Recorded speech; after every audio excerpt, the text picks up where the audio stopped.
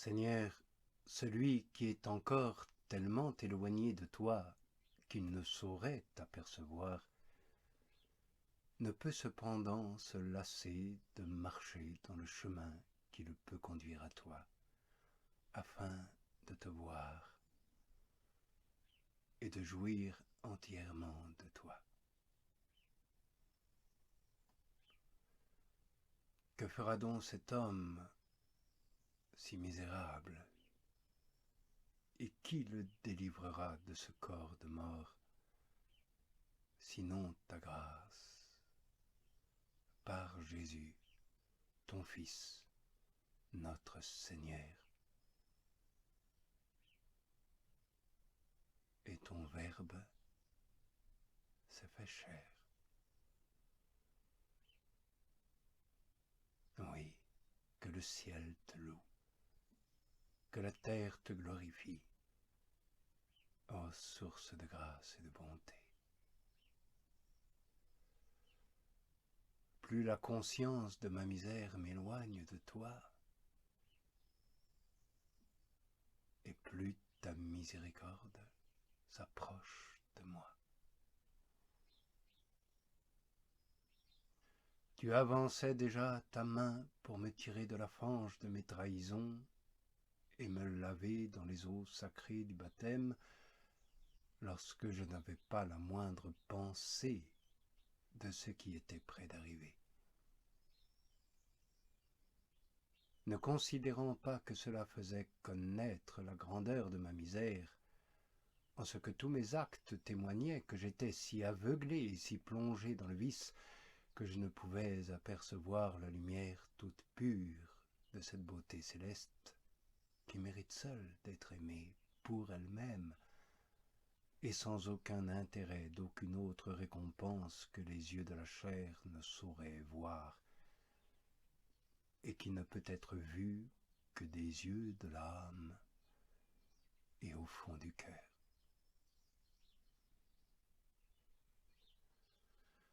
Aussi y a-t-il grande différence entre apercevoir du haut d'une montagne inculte et sauvage la cité de paix, sans pouvoir, quelques efforts que l'on fasse, trouver en ces lieux déserts et inaccessibles un chemin pour y arriver, à cause qu'ils sont assiégés de tous côtés par ces fugitifs du ciel, par ces juges déserteurs du camp de Dieu qui y dressent des embûches à tous les hommes, sous la conduite de leur prince, qui est lion et dragon tout ensemble.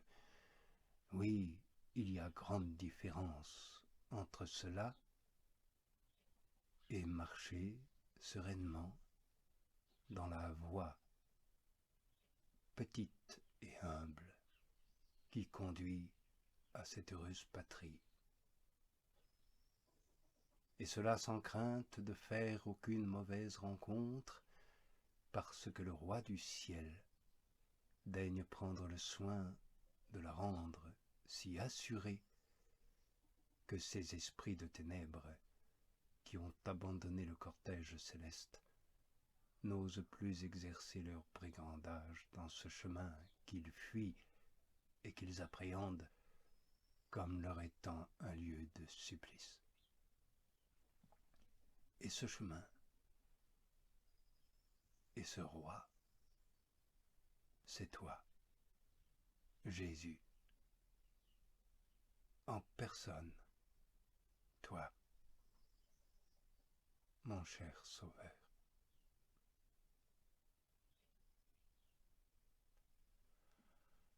Tes paroles, mon Dieu, étaient profondément gravées dans mon cœur.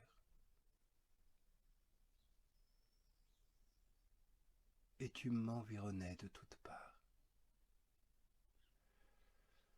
Toutefois, j'étais encore dans l'incertitude et ne savais à quoi me résoudre touchant le règlement pratique de ma vie.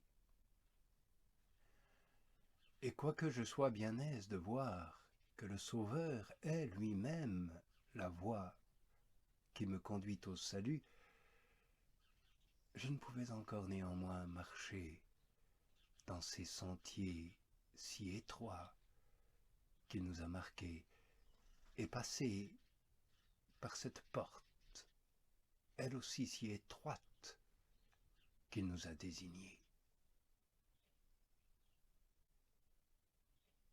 J'avais déjà trouvé cette perle précieuse que je devais acquérir en vendant tout mon bien pour l'acheter, mais je ne m'y pouvais résoudre. Et dans ma tiédeur à te suivre sans réserve, je disais, « Ah Seigneur, jusque à quand? Jusque à quand sentirai-je ta colère contre moi? Oublie, s'il te plaît, mes iniquités passées, jusque à quand? Oui, jusque à quand? Pourquoi ne serait-ce pas en cette heure-ci? Pourquoi mes ordures et mes saletés ne finiraient-elles pas dès ce moment? Les niaiseries mondaines et les folles vanités qui étaient mes anciennes amies me retenaient, et me tirant comme par la robe de ma chair et de mes facultés, me disaient d'une voix basse, « Veux-tu nous abandonner?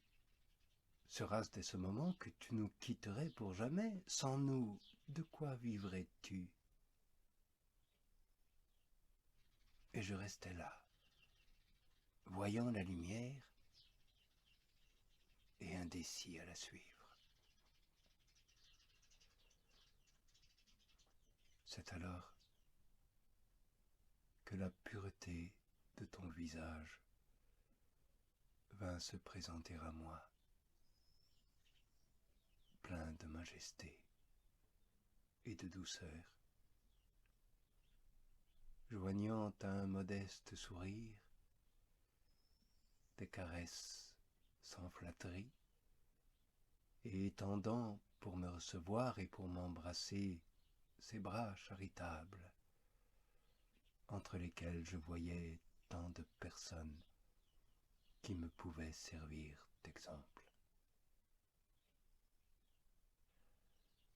Et cette pureté se moquait doucement de moi, et d'une moquerie si douce qu'elle était propre à me donner du courage, comme si elle m'eût dit, « Crois-tu donc ne pouvoir suivre ce chemin que tant d'hommes et de femmes ont suivi de tout leur cœur? Et crois-tu bien qu'ils l'ont pu faire par eux-mêmes? N'est-ce pas par la puissance de Dieu et de leur Seigneur? Oui, c'est moi, ton Dieu, qui le leur ai donné, cette force, cette foi. » Et ils ont dit oui. Ne pourrais-tu donc prononcer ce oui? Trouves-tu si étrange que tu tombes, si tu crois pouvoir te soutenir de toi-même? Jette-toi donc entre les bras de ce Dieu crucifié et ne crains pas. Il ne se retirera pas pour te laisser tomber. Sors de toi-même et jette-toi en lui hardiment, et il te recevra.